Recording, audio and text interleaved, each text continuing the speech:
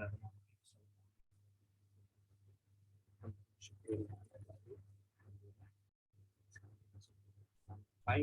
di materi terakhir kelas 6 semester 2, itu kisah luar biasa dari Al-Quran tentang Ashabul Kahfi.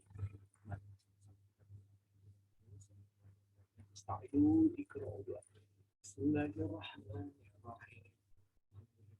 Rabbil alamin. Allahumma salli ala Sayyidina Muhammad wa ala ali Sayyidina Muhammad. Rabbi zidni ilma warzuqni rahmah bi rahmatika ya arhamar rahimin. Rabbi zidni rahmah bi rahmatika ya arhamar rahimin. Raditu billahi rabba wa bil islam dinan wa bi Muhammadin nabiyya wa rasula. Rabbi shrah li sadri wa yassir li amri wahlul 'uqdatam min lisani yafqahu qawli. Intaha salaman dari salam.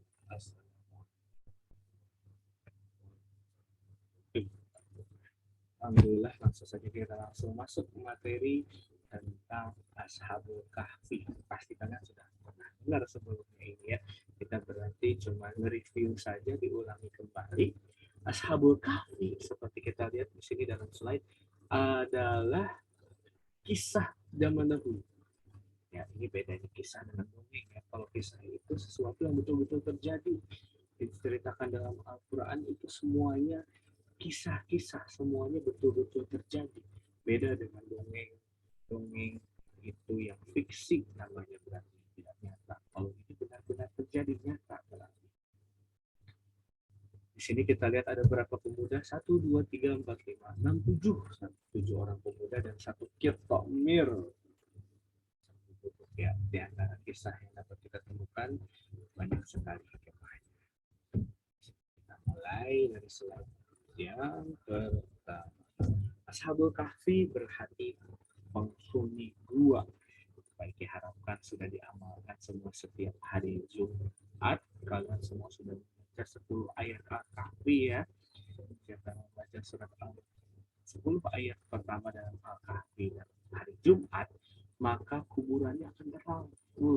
PLN nggak nyampe tuh sampai dalam kuburan, nggak ada listrik. Cuman orang yang baca Al-Kahfi aja ya kuburannya terang. Setiap Jumat sampai Jumat berikutnya 1 minggu akan diampuni dosanya. Bayangin kalau kita baca surat Al-Kahfi setiap Jumat, maka dari Jumat ini ke Jumat depan diampuni dosanya. Jumat depan ke depannya lagi udah diampuni dosanya. Depannya lagi sampai Jumat depannya lagi udah diampuni. Jadi kalau kita baca tiap hari Jumat Al-Kahfi itu, maka akan diampuni selalu dosanya. Amalkan ya 10 ayat Al-Kahfi setiap hari Jumat. Ashabul Kahfi menceritakan tentang 7 orang pemuda dan seekor anjing yang melarikan diri dari kejaran penguasa yang kejam. Kisah itu diambil dari Al-Quran dan surat Al-Kahfi ayat 9 sampai 26. Mereka bersembunyi dalam gua kemudian tertidur selama 309 tahun. Masya Allah. Ya. Kisah ini terjadi di negeri Romawi, di sebuah kota bernama Ephesus, disebut juga Tarsus. Wilayah itu sekarang ada di negara Turki. Peristiwa tersebut terjadi ratusan tahun sebelum diutusnya Nabi Isa. Pada masa itu nama rajanya adalah Dicyanus atau Decius. Ini biasanya ada di soal raja yang zolim, yang tidak adil, namanya Dicyanus di zaman Ashabul Kahfi. 7 orang pemuda. Seorang raja berkuasa sombong dan zolim seperti Fir'aun, jadi karakternya Dicyanus itu ya. Dia mengaku sebagai Tuhan, sombong, merasa dirinya hebat dan besar, tidak tertandingi. Kalau ada rakyat yang tidak mau menyembahnya, maka langsung dibunuh sama Raja Dicyanus itu ya. Di tengah-tengah ketakutan penduduk terdapat 7 pemuda yang tidak mau mengikuti perintah Raja Dicyanus. Mereka adalah pemuda beriman kepada Allah dan beribadah sesuai dengan ajaran agama yang dianut serta kebenaran yang tinggi. Mereka meyakini bahwa yang maha berkuasa hanyalah Allah Subhanahu wa Ta'ala. Hanya Allah yang menjadikan tempat berdiri, dan kemudian memerintahkan pada pengawalnya untuk menghadirkan 7 pemuda itu, membujuk mereka untuk meninggalkan keimanannya, serta mereka langsung menolak. Waduh, mendengar jawaban itu raja langsung marah. Raja mengancam menghukum mati jika mereka tidak mau menyembah raja. Itu ya. Setelah menempuh perjalanan yang jauh, mereka akhirnya kabur mereka ya, 7 orang pemuda itu berlari, mereka mencari perlindungan, kemudian masuk ke gua di Gunung Naihayus namanya itu ya, di kota Upsus. Kemudian mereka bersembunyi tadi itu, makanya disebut Ashabul Kahfi karena bersembunyi di dalam gua. Ashabul Kahfi. Para pengawal raja pun kemudian mengejarnya, tapi tidak ketemu. Ya, kemudian di dalam gua itu Allah menidurkan ya 7 orang pemuda itu akhirnya tertidur tadi selama berapa tahun tadi 309 tahun mereka tertidur hingga mereka kembali terbangun. Ketika bertanya sudah berapa lama tidur nih, kelihatannya sih baru setengah hari ya. Terus ada seorang dari di antara 7 pemuda itu yang turun, lihatnya pengen beli makan ya. Kemudian sudah di kiri kanan, wah dia jaga nih. Ketika dia ingin belanja, ingin beli makanan, wah si penjual makanan tersebut ngerasa bingung, wah ini udah uang udah nggak laku, udah lama banget, udah ratusan tahun, uangnya sudah tidak berlaku lagi. Waduh, ketika itu pengawas pasar melaporkan kepada raja, ini nih ada pemuda yang sudah tertidur selama ratusan tahun lamanya. Ternyata Raja Dignayanus yang zolim itu sudah meninggal. Sekarang bergantilah menjadi raja yang sangat taat kepada Allah. Alhamdulillah. Di sini raja mengundangnya kepada istana ya. Kalau tadi kan eh, kalau raja yang zolim itu namanya Dikianus, kalau raja yang baik namanya Heredius atau Herodes.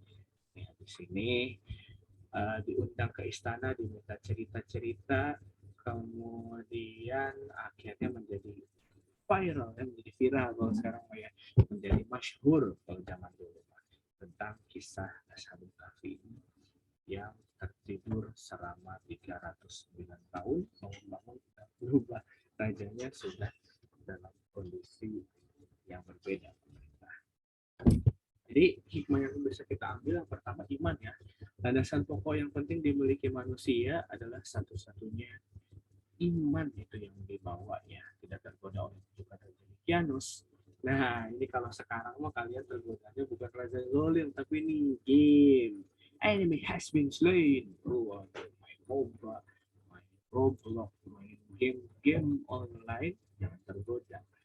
Kita berarti itu menukar iman dengan hiburan. Masya Allah, berasa.